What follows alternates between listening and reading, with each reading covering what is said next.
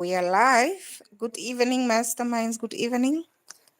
Yo, it's been a while. Yes, A it lot has have been a while. happened. A lot have happened. It has been a while. Evening, everyone. Um, we are live. If you into the house, you know what to do. Please come in with a like. If you knock, you come it in and you like. And we are going to proceed like that. And Jabs, I'm so tired. How are you? I'm okay. I'm well. Are you good? Mzansi Unfiltered is in the house. Yay! You're inside. Welcome, welcome. She's inside the GNU. Inside Spaghetti. Uh, Good evening, everyone. Please come inside with a like. Please come inside with a like. And Jabs, your exhaustion is killing me. What have you been up to? Now I've been recapping, listening to you, looking at all different reactions, love, hate, in between there, everything combined. Yes. The question is, how are you feeling? Because you've really, we thought we thought Mkwanas was a tsunami, but you came with the earthquake. I'm still also trying to understand how am I feeling. I'm overwhelmed. I'm still also recapping, doing some retrospection, and yeah, I really didn't know it will be such a huge explosion because my intention was to go to the ad hoc committee and just go in and give them the information and the evidence in my possession. And it's all I wanted to do. And yeah, it seems like it was like more than I anticipated. There was light moments, there was tense moments, and there was explosions. Yeah, but that place now it looks like a war zone. How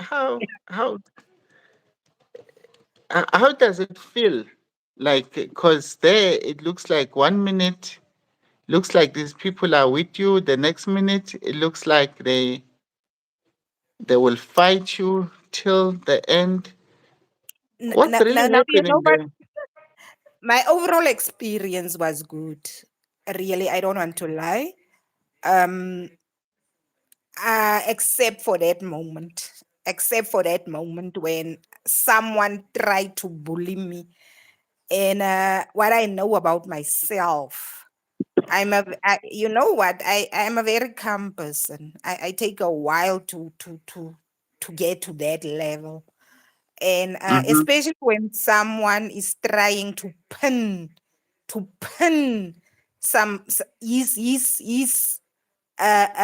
opinions, not even evidence. When someone is trying to pin his opinions on me and trying to force me to um actually accept his opinions of me, that's when I decided that, you know what, let's match temperatures. I see you have a high temperature. I will also match your temperature, and that's where things went south for the other side.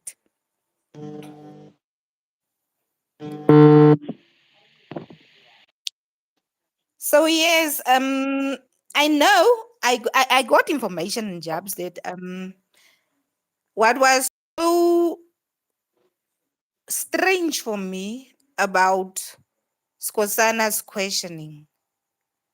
He didn't Mm. even keep to the terms of reference of the ad committee. He wanted to dwell into my personal life. He wanted to he wanted to test my credibility. And I immediately realized, because everyone could see that someone is feeding him information. I immediately knew, because based on the information And the question that he asked me, I could see he was reading from something. I knew that that information came from General Isia, General Muloy, and General Kumalo. I knew that for a fact. But they shot him in the foot because they gave him wrong information. They gave him wrong information. They shot him in the foot. Remember, I said that when Kumalo went to the ad hoc committee, he lied under oath about me. And he gave the ad hoc committee wrong information. And then they gave the same wrong information to Skosana. Now, what does that tell you about these generals who doesn't confirm the credibility of their own information?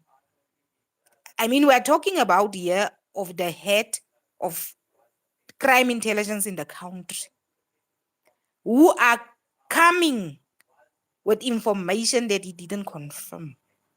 Understand my point? So it's really is a sad day, and you ask yourself if they cannot even confirm information that are readily available for them, information that are already in their possession, on the system, on my personal file. How do they then assess and confirm information from sources and informers? How do they do that? Information that are not in their possession. How do they measure the credibility of that information if they cannot even measure the credibility of information that are in their possession? I'm concerned. Is worrying. Yeah. Now we saw that we were very disappointed, especially in him, because we were of the view that maybe you guys are gonna have a dialogue about the Senzomewa case. So Yes, because he it was means one of that, the people. Yeah, he was one of the people who really every time he was talking about the sense of mirror. And here I come with a recording, and I was expecting him to really capitalize on that and take it further. And here he wanted to he wanted to check who I have romantic relationships with. That was his only concern. yeah, but the funny thing is they are busy calling you Mrs. Mashale, Mrs. Mashale, but at the But same but time, at the they like same to time, ask they you. want to know whom I have relationships with. You understand? So you ask Yeah. yourself, if you have someone like this in such a critical ad hoc committee, who, Mm, people who are supposed to assess the merits of the information and the evidence that they get, and this person have clearly already chosen a side. What does that say about the credibility of the ad hoc committee? yeah. It's crazy. It's crazy. It's crazy because he wasted his entire 30 minutes trying to establish absolutely nothing. He could have done a lot. He could have asked me a lot of things Mm, if it was about getting to the truth. But he was not there for the truth. He was there trying to defend lawlessness. mm, mm. Um. Wow. I thought there for some point when you were discussing the issue of the guns and everything, I thought the Prince Law topic was going to enter the fray. Now it did. Darlene James actually referred to the Prince case where she introduced it, where she said it was this Prince who was stealing the guns and ended up on the streets on the Cape Flats. And that was after I did my presentation relating to the theft of the guns. So the Prinsloo issue was mentioned. She's most really passionate about the issue gun violence and drugs. So the Prinsloo issue, but it was because of the time frame. Uh, we could not discuss it like I really would loved to discuss the Prinsloo issue. But remember, if our masterminds want to know about the Prinsloo issue, we did as is time ago, ne? Yeah. This issue of the gun violence and Prinsloo. Yes, we unpacked the Yes, Prince law, and the name that mm, was in the center of everything was the FSL and Mangena. Ne? Now, yes. now, having mentioned the name Mangena, it has also pitched. It came out frequently from Advocate Nung today at the commission, and how Mm, the guns were oh, being planted, how the evidence was being and, orchestrated and everything like that. So that for me, I want you to touch on that with the testimony yo, today. In and Jabs, yeah. while I was watching, I was catching up. And when I listened to Advocate Muiponi Noko, and she was reading all the dockets relating to the people who were killed, 29 in total, 29 dockets. This, you know what? The Kato Maino unit just killed black people for fun. And then they planted the guns on the bodies. And then would have been said that these people were a threat to the police. They were fine. And in most of these cases, Gena was the forensic investigator.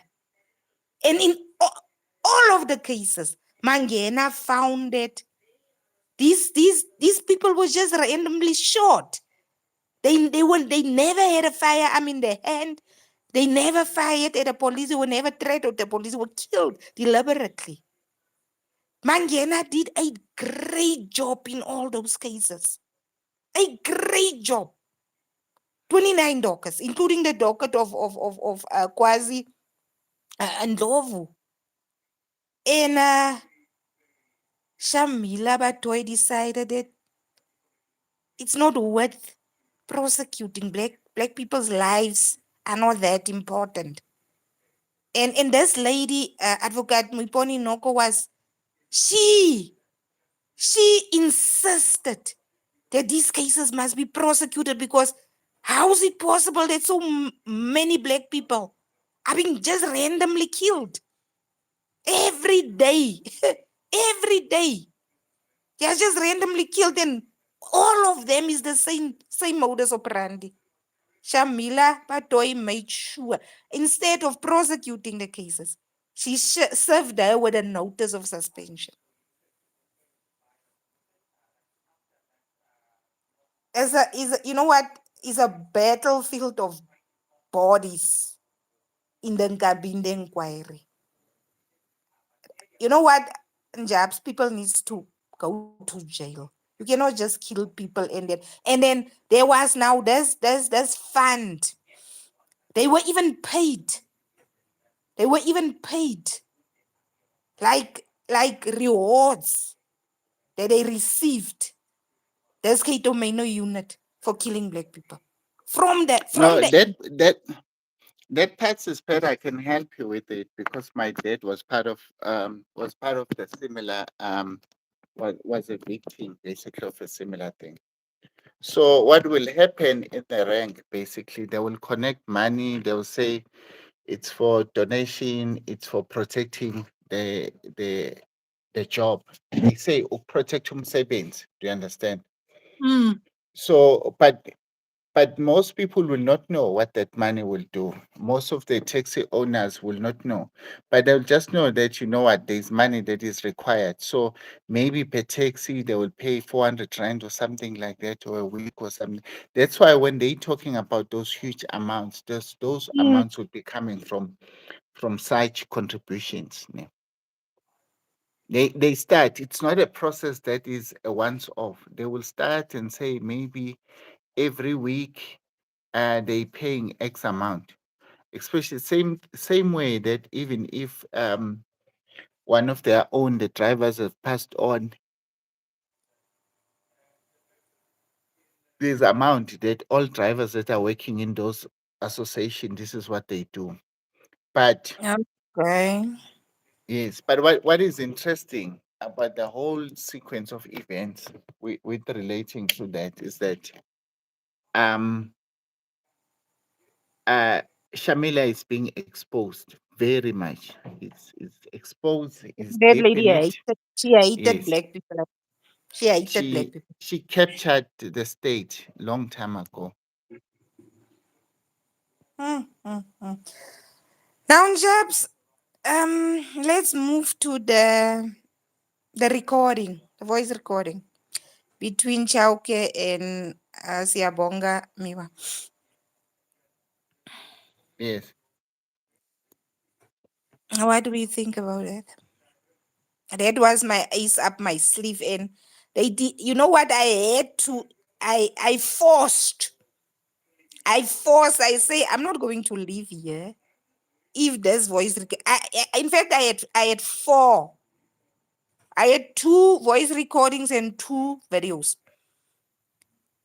and I Yes. had to That's choose. I had to choose because the other two was of the section 204 witness of Gininda in the Radovan Krecher case. He sent me videos and he said, "Can you please ask these people to play these videos because I want to expose Gininda." So at the end of the day, I had to choose is either these two or either there's one. You can only choose one from the four. And then I decided let me go with this one. yeah. I think Mm, what is important this is Kate in terms of the choice of videos and the sound that because people have listened to it, they've reacted um interestingly. Now we need to bring two things to people's attention that with us we're not personal. We are mm, sharing information, we're analyzing information as it is. Ne? It's mm, nothing personal. So today we can talk about information that is favorable, positive for Sibia, or negative about Mkwanazi, or even mm, positive about your lovely friend General Kuma. mm, mm, I'll look at that, the video, as well as also to look at how the chair has actually asked you how impartial are you. mm-hmm, Now, now we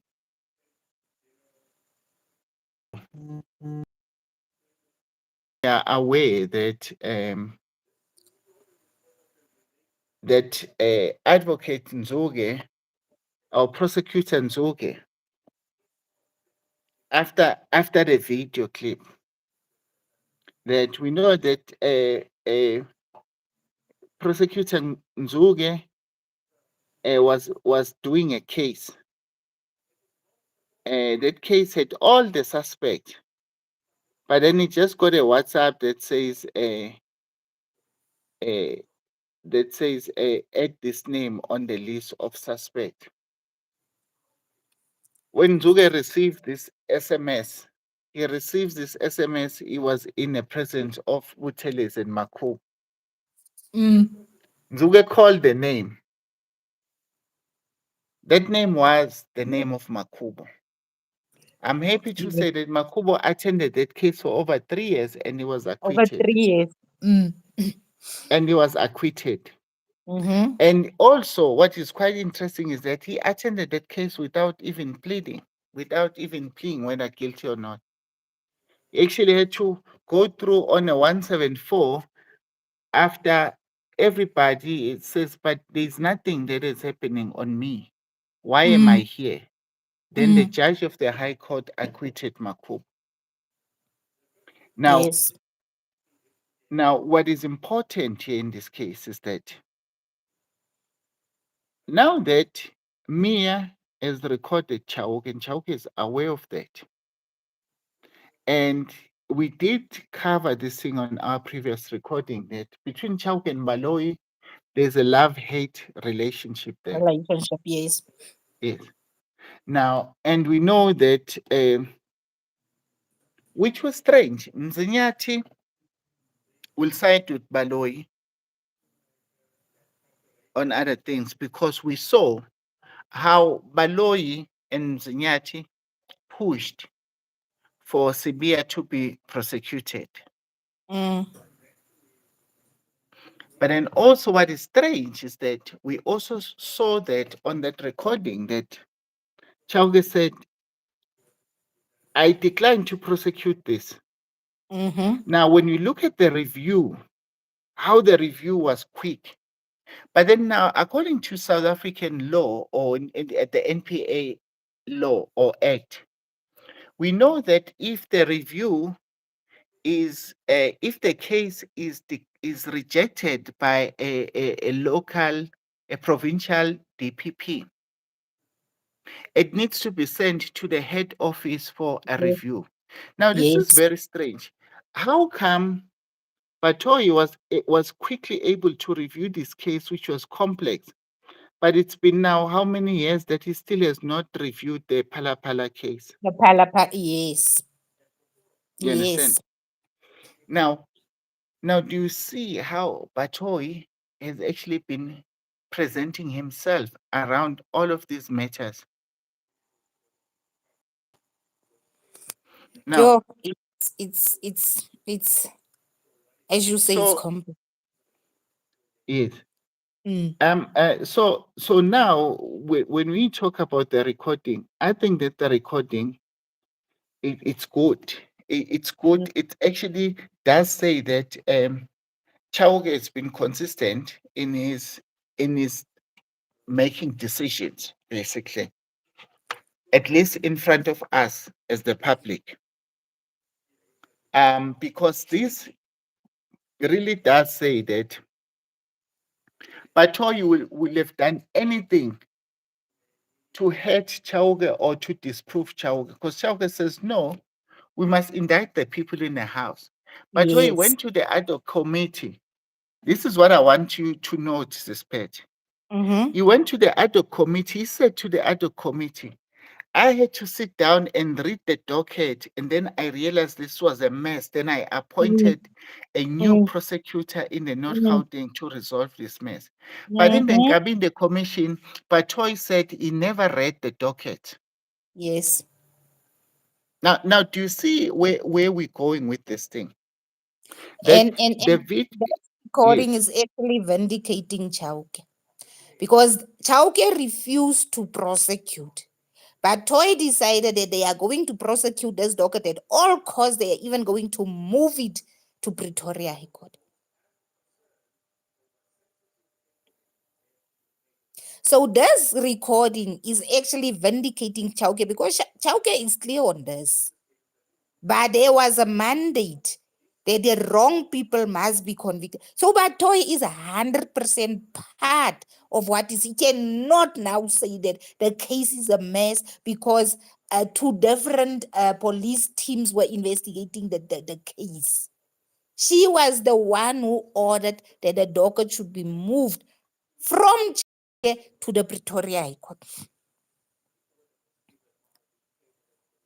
So your masterminds is just a lot, but I really believe that even considering the fact that Advocate Chauke is in the Ngabinde inquiry where so many horrifying stories are being exposed on how Batoy allowed white people to kill black people on a daily basis and they got rewarded for that.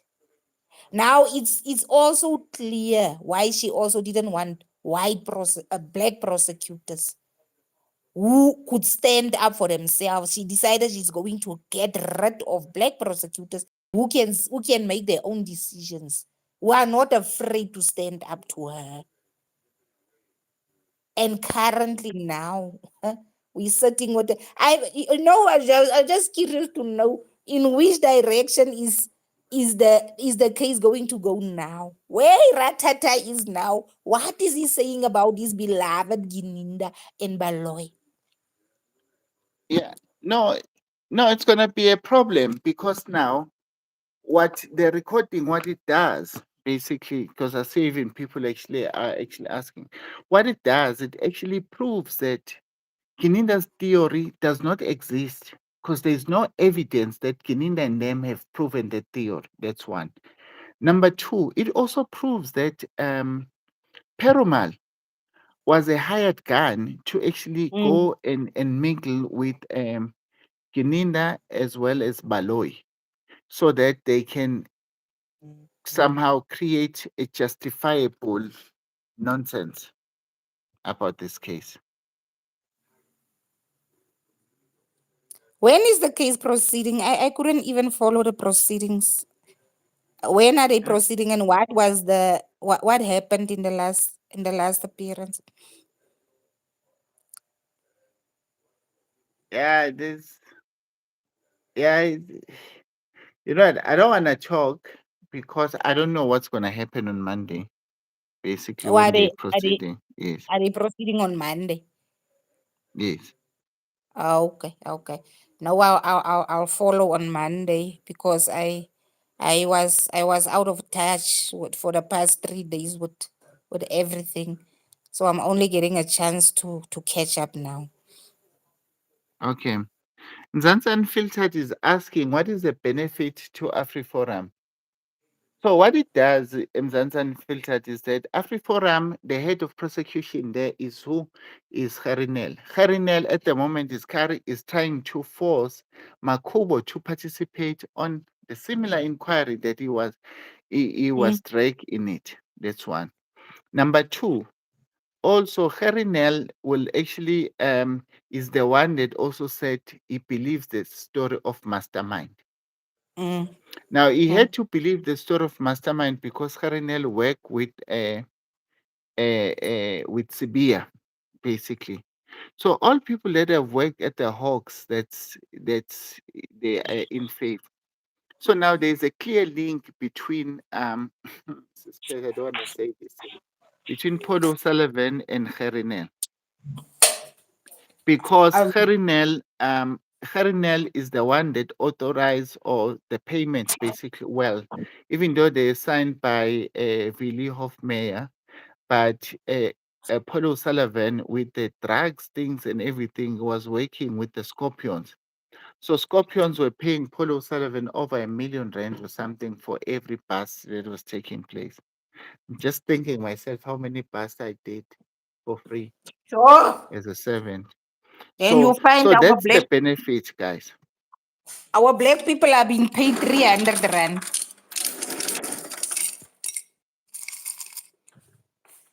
Yes. So Yes, um, the information on that case that Gerin Nel is forcing Makubu to participate in, I got more information. Gerin Nel is yes. trying to prosecute the members of the Hawks who actually arrested the Cato Minor unit. Remember, Makubu was also part of those members of the Hawk who arrested the members of the Cato Minor unit. Mm. So because Batoy because Batoy acquitted it of them, the Cato Mano of all charges, Harry now pushed the narrative that these Hawks members must now be arrested.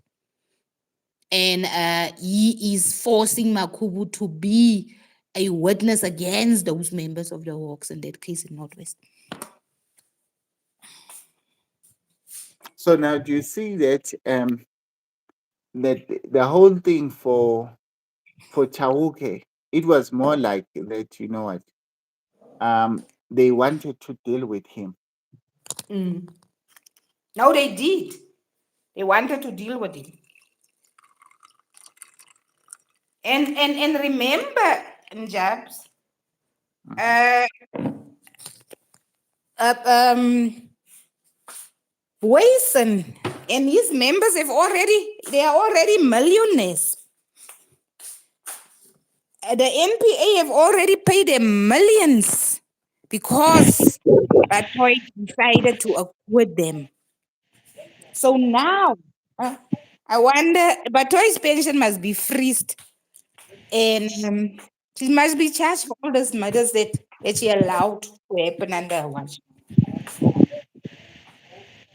Mm.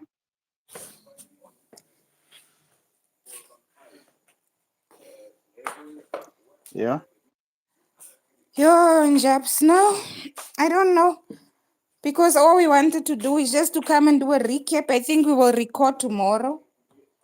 Um, and then yeah, there's a few things that we can discuss. All I just wanted to come and tell masterminds, I'm tired, but I'm fine. I'm happy. I went there and I did what I was supposed to do, and I hope and believe that from this way forward, we will see some positive changes, especially in the Senzo Miwa case and the Sindiso Makaka case, because there's also the Sindiso Makaka case where I asked them that they must make efforts to get the affidavit of the hitman, because they wanted me to introduce the affidavit of the hitman. You know what? I don't understand those people on the ad hoc committee. They are there, but they don't understand the law. How do you ask someone to introduce the affidavit of someone else? That, how do you do that? I kept on telling them, it's not my place, it's not my affidavit. The owner of the affidavit, the author of the affidavit, is more than willing for you to call him or to go like you went to Ket Matlala. He will tell you the story. He will tell you who are the kingpins. He will tell you who ordered the hit on Sindiso Makaka. I cannot come and introduce his affidavit because you are going to want to ask me questions on an affidavit that's not mine. And I'm actually disappointed on how they are not familiar with legislation. They want to come and ask someone questions. We've been working I have been working in the SAPS environment across SAPS and jobs. I haven't worked in one component. Across, I know SAPS laws, regulations, legislations, acts, standing orders, national instruct. I know them in and out. You cannot tell me anything. Then someone come and ask me, are you a police officer? How do you know that? Yo, I Lord, it's mind wrecking that these people who know their jobs, must go and sit in front of people and be asked questions by people who doesn't have a clue. And now you must be interrogated by people like that. There are people who are really, really doing their research in that ad hoc committee, but you find people like Skosan who are really lazy. He's lazy to think. He's really lazy to think. And he will ask you a question, ask you 4 questions, and he wants to answer his questions himself. He say, no, he's answering the question. You must answer yes or no. Because he already answered his own question, you must agree. What is that? You want information from witnesses. You want witnesses to give you context, but you want to hear what makes you happy. You don't want to hear the get to the bottom of this crisis that we are currently in. You want someone to go and nurse your feelings. Oh no. Oh, God created me differently. I don't want to lie. God created me differently. I can't be bullied. That one I will never allow. People can say I'm arrogant. People can say I'm rude or whatever. If anyone is going, especially when you're an adult, because even 2 year old you cannot bully them. You cannot even tell a 2 year old he must just answer yes or no. Their 2 year old are going to give you a parable and you will listen whether you like it or not. Now come this man, he tells a grown woman with grown children. She must just give yes or no answers. Even Kwabini It's knew terrible. It's you terrible. cannot just give yes or no answers. Oh, and jabs, no man. Mm-mm. It's bad. It's bad. I was disappointed today by Honorable Diane Kolabana, who is on the Intelligence Committee, because I didn't know that in terms of the MERS document, and there's a judgment of Vuma and others versus McBride relating to classification of corrupt activities. There's that. There's their judgment, and there's you MERS document, and there's a document of SSA that are clear to say that you cannot classify corruption. Corruption cannot be classified. If you come across information which entails corrupt activities in a classified document, you have the right to declassify their document by exposing the corruption. The law, the MERS document, the Vuma and others versus McBride uh, uh, um, judgment, and that legislation of SSA protect you. And Diane Kolabana, who's sitting on that committee, could not even justify herself today in terms of those laws. I was disappointed. I was disappointed. She sounded like she did something wrong. She sounded like she did something wrong, and she did absolutely nothing wrong. Why should someone come and question you about the document and not the context of the document? Are people, are the MK or are people in their committee not worried about the actual crimes that was committed? They are concentrating more on how you obtain the information. The next thing they will ask you, like Skosana wanted to know, who is giving you information? They want to know who is going you. They are worried about petty things instead of being worried about the wave of criminal activities that are happening in our South African police service. They are not worried about that. They want to know, how did you obtain that information? So it tells me these people don't have integrity. And if you don't have integrity, how do you come and sit before someone on the other side of the table and you want to question the integrity of that person? How do you do that? Where do you begin to do that? So yes,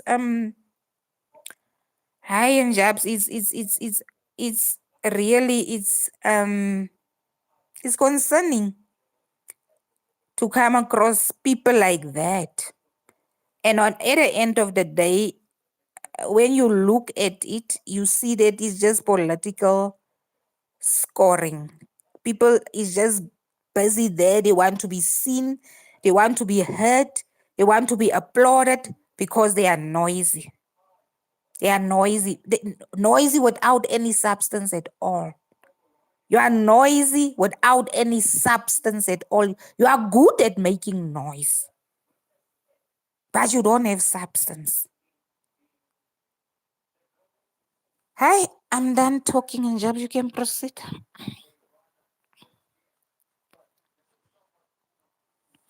Wasn't Jobs gone? Hi, people. I thought Jobs is still here. I'm talking to myself. Um, Let me answer questions. Are there any questions? Good evening. Good evening, masterminds. How are you all? Yes, guys, it's always the noise makers who have nothing upstairs, not even a peanut. They don't even have a peanut upstairs. There's just emptiness, darkness, emptiness. You know what? Even it's so terrible. Even if someone writes you a note to say go and ask this question, you cannot even ask that question from the note. You even fail to ask that question from. Skosana reminded me of Papa Benny when he asked me questions. He asked 10 questions in one sentence. And then he answered that question and he said, you must just say yes or no. He already answered himself. And then he said, I must come and say yes or no. Oh, goodness. I. No, it's bad. It's bad. So, at the end of the day, all worked out well. And at least now I'm relieved. The truth is out there. And let's see how the Senzo Miwa case is going to develop. Because as I said, uh, this recording is going to vindicate Chauke. Chauke's power was taken out of his hands. If Chauke already admitted to the family, Senzo Miwa family, that we as the NPA, we don't believe that there was intruders in that house. Someone in that house shot Senzo Miwa. And they should have prosecuted the other docket. And then Shamila Batwai decided that no, not on my watch.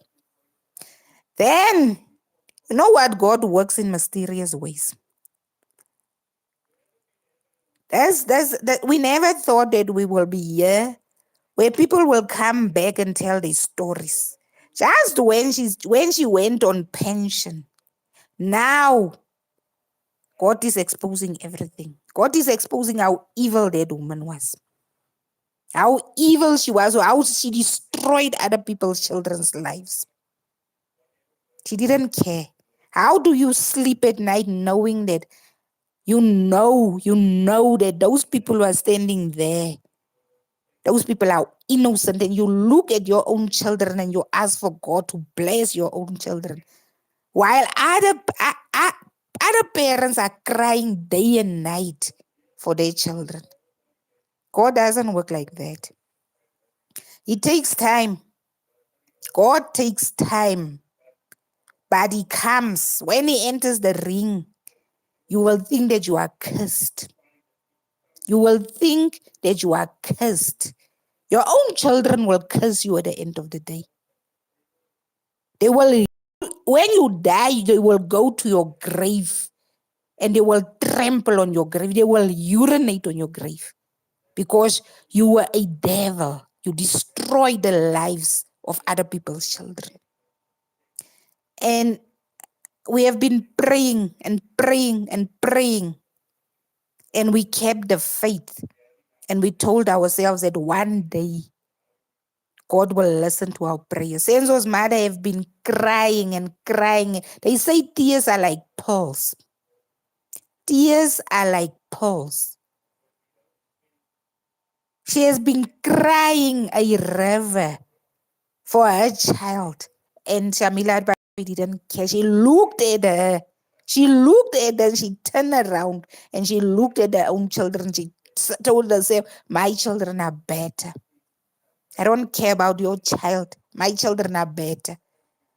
Not only did she cause so much pain to Senzo's parents, she caused pain to the parents of those Ntanzi, Sibia. She caused pain to the parents of those people who are standing there for the past 12 years. They are standing there every day. How, you know what?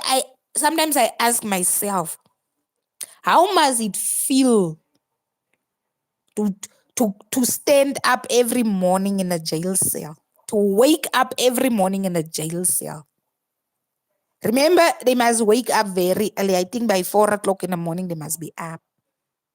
Transported to jail and go and sit on that extremely hard benches for the entire day.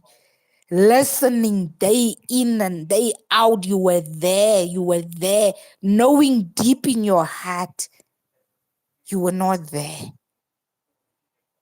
For every year, when Christmas comes, you are in jail. When there's a new year, you are in jail. You don't have hope anymore. How does it feel to live that kind of life? And the people who put you there, they are praying to the same God. They are praying to the same God. They ask for the same blessings. But they don't care about the lives that they destroyed. God has entered the ring. God has entered the ring. What goes up must come down. Currently, now we are in that phase. We are in that phase. The truth has overtaken everything. It's here now. It's here. And those who did these terrible, horrible actions against these families, their time have arrived. There's a beginning and an end for everything. Everything on this earth it expires. There's nothing on this earth that doesn't expire. Everything expires. Even you as a human being, you have your expiry date. Currently, the actions have expired. It's time to account now. Masterminds, let me leave you. Thank you so much for joining my live. Thank you so much for the messages of support. Thank you so much for all the love that you have given me for such a long time. You've never given up on me. Thank you for all the support you've been giving me. When everyone else was calling me names, ridiculing me, trying to humiliate me, you believed in me. Yesterday in the ad hoc committee, not yesterday, Tuesday, they asked me about my relationship with Merida Has. What is your relationship with Merida Has? I told them, when everyone else called me an information peddler, Merida has believed in me. She didn't know me. She never met me. I've never met Merida Has physically face to face. Never. But she have become like a mother to me. She doesn't sleep at night if she doesn't know whether I'm fine. When she wakes up in the morning, she wants to know, are you fine? When everyone else called me an information peddler, I told them, even the parliamentarians, the people on whose doors I knocked, they called me an information peddler. Those women whom I never met in my life before, God sent her in my life and said, she believed in me. So whoever has an opinion about Merida has, just know that Merida has have become I never marry anymore. I lost my mother when I was 18 years old. Merida has have become my second mother. And you can have your opinion about her. It's your opinion. I respect your opinion, but don't expect me to agree with your opinion because you don't know where I'm coming from. You don't know what I went through, and you don't know what she endured to stand with me, because she was also ridiculed because she stood by me. Not only me, Black people out there, especially in KZN, who currently we know today there are 29 dockets in the Gambinde inquiry. Mary the Haas was the person who fought for those families of their 29 victims who were just shot dead like they were animals. She was the one who fought for them against their own white people. She stood against the apartheid government and fought for the rights and the lives of Black people. If you don't know her, go and do your research about it. What you saw there in the ad hoc committee. If you are like a sheep and think like a sheep and follow sheepishly, then I don't have respect for such people. Before you judge someone, do your research on that person, because I don't believe anyone want to be judged based on other people's opinions. I don't believe it's fair to anyone to be judged based on other people's opinions. So I'm saying proudly, Mary the Haas is my second mother. So keep your opinion for yourself. I'm not backing down on that one. Masterminds, I've said enough. Um, I'm going to sleep now. Me and Jabs will connect again tomorrow if there's a chance. And just know that I appreciate you. I love you. And we are still going to grow together. So, bye bye for now. Bye.